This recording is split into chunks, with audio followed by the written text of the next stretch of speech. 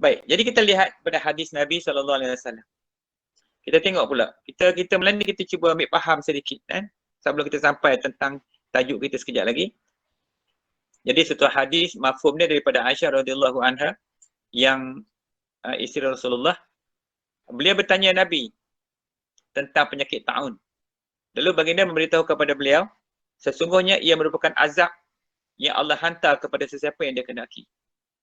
Azab. Ni azab ni memanglah seksa. Tengok orang yang kena atau orang yang kafir, tengok negara Amerika, negara mana-mana dunia kita lihat. Seluruh dunia, hampir tak ada dunia lagi yang tak kena. Di pulau yang tak ada orang pun sampai COVID tu. Itulah kita tak tahu kerja Tuhan. Jadi kita tu sampai tahulah pening kepala kita. Itu kerja Tuhan, serah pada dia. Azab yang Allah kendaki pada siapa yang dia kendaki, yang ni azab pada orang yang kafir. Orang-orang yang kufur dengan Allah, Allah hantar. Sehingga mereka tu tak tahu apa dah. Dia jadi panik dah. Terpaksa cari vaksin. Konon-kononnya vaksin tu boleh penyelamat mereka. Bukan Allah Ta'ala lagi. Sama juga dengan kita. Bila kita terlalu yakin. Tapi nak ikhtiar tak salah. Kalau nak ikhtiar nak suntik ke apa, suntik lah kan. Kalau dia rasa yakin, suntik lah. Kan? Jadi, sesungguhnya Allah menjadikan rahmat kepada orang yang beriman. Rahmat pula. Azab ni tadi, azab wabak ni azab pada orang yang kafir. Manakala menjadi rahmat pada yang beriman. Dekat rahmat ni lah kita nak tengok macam mana benda katakan rahmat tu pula. Jadi tiada seorang pun yang berlaku taun di tempatnya, lalu dia kekal berada di tempatnya. Dalam riwayat Imam Ahmad, kekal berada dalam rumahnya. Di dalam keadaan sabar serta mengharapkan pahala atau kesembuhan dari Allah. Dengan dia percaya bahawa tidak menimpanya melainkan apa yang Allah tetapkan untuknya, maka baginya seperti pahala seorang syahid. Baik, dia ringkas dia macam ni. Bila berlaku taun, contohnya tak usah taun. Sekarang ni bila berlaku wabak COVID, kita duduk dalam kawasan red zone. Contohnya duduk dalam kawasan KL. Red zone tu. Lalu dia kekal berada di tempatnya. Maknanya dia kekal. Ini orang yang nak dapat pahala syahid ni. Dia duduk kekal kat situ, serta keadaan sabar dia. Bukan keadaan dia panas, hangat pijau, nak lari balik kampung. Buka aja pintu je, terkah habis. Pernah Langkawi. Langkawi pula kena COVID. Ke Kelantan, satu kampung. Seorang aja bawa. Satu kampung terpaksa berhadapan dengan swab test tu. Dengan COVID. Dan sekarang ni, Menteri kata, Ismail Sabri kata, Kelantan daripada PKPB naik kepada PKP. Sebab terlalu banyak COVID. Jadi, ini masalahnya. Jadi, orang yang macam ni, dia kalau mati, dia tak dapat pahala syahid. Kalau dia hidup, dia tak dapat pahala syahid. Pasal dia bawa jalan COVID tu. Dalam keadaan dia yakin, aku tak kena. Semua orang macam tu. Semua orang akan berasa, aku tak kena. Yang kena orang lain. Aku tak aksiden, orang lain aksiden. Itulah pandangan dalam kita punya pandangan kita, pendapat kita. Perasaan kita. Walhal COVID ni kalau ikut jalan merata dah. Cuma kadang-kadang masalah imunisasi dia tu kuat, mungkin dia tak kena. Kanak-kanak sendiri contoh. Banyak kanak-kanak kena tapi kanak-kanak susah nak kena. Sebab dia imunisasi dia sangat kuat. Antibody dia tinggi. Maka yang kena tu adalah orang-orang tua yang disentuh. Yang kanak-kanak tu pergi salam dengan opah dia ke atuk dia ke sebagainya. Maka dia sebagai carrier, sebagai pembawa kepada COVID itu. Jadi, bila berlaku wabak macam ni, apa kita nak buat? Sebagai kita orang beriman. Maka dalam keadaan sabar, kena sabarlah. Memang dah 2-3 bulan, setahun dah tak keluar rumah. Sabar, itulah dah sabar. Ni tak boleh sampai anak kecil dukung naik ferry tu. Pergi Langkawi. Tu nak sabar macam mana? Ni keadaan wabak ni. Ini dalam keadaan azab ni. Allah turun azab. Jadi kita kena ambil iktibar. Jangan kita ikut kita je, kita faham cara kita.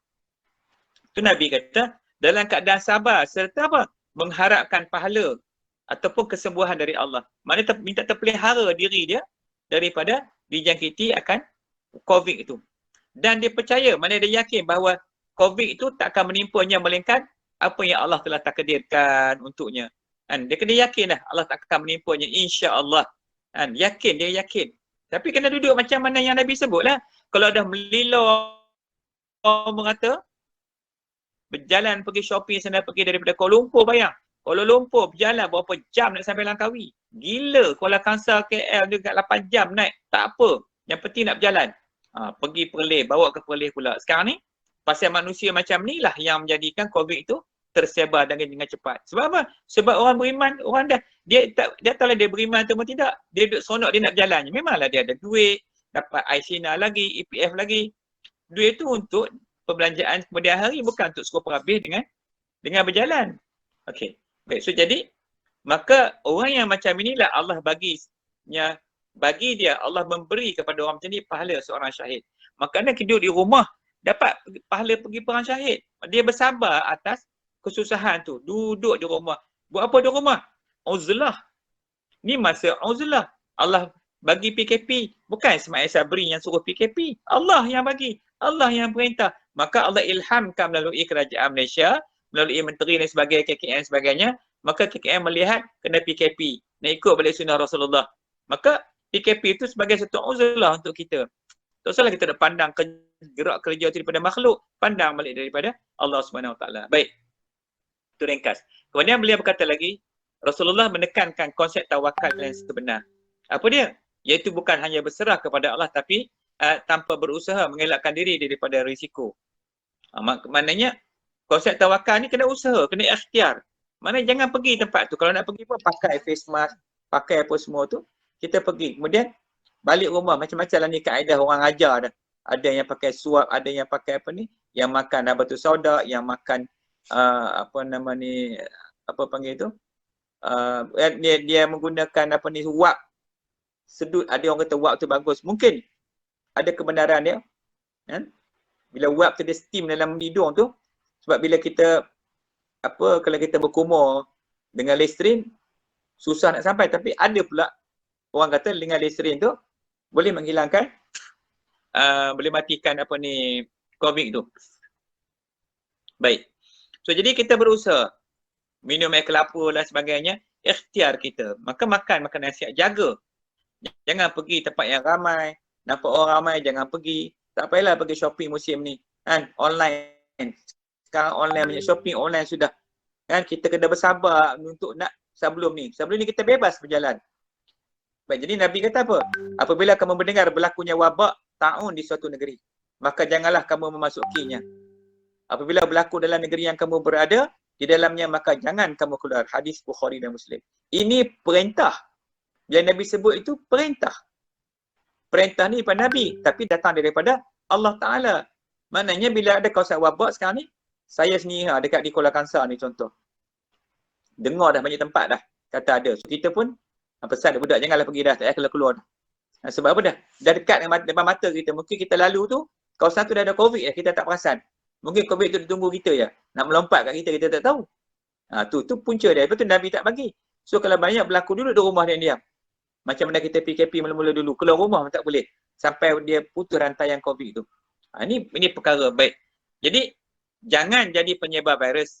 Kerana apabila seorang itu bergerak dari kawasan wabak, kemungkinan ia adalah pembawanya. Meskipun ia sihat, maka dia membinasakan orang lain. Ini dipanggil orang-orang yang zalim. Kita jangan buat macam itu. So kita kena faham.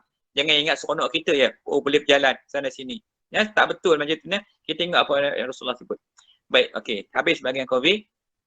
Sedikit tazkirah pasal COVID.